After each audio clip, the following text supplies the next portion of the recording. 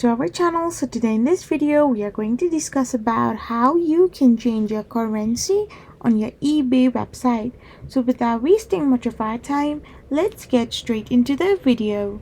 So for this, all you need to do is simply tap open a web browser. Once you tap it open, you need to type in the URL www.ebay.com.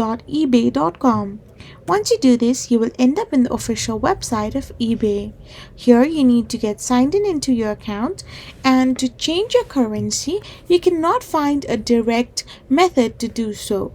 Like there is no option called change your currency on your eBay website. However, you can simply scroll down to the bottom of the screen, and here in the eBay sites, you can find different countries. Right now I'm in United States, so all my prices or currencies are in dollar.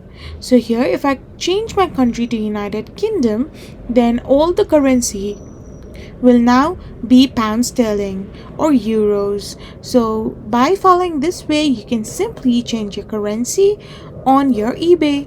I hope you found this video helpful, so don't forget to hit that subscribe button and do give us a thumbs up. We will be back again with more informative videos. Thank you for watching.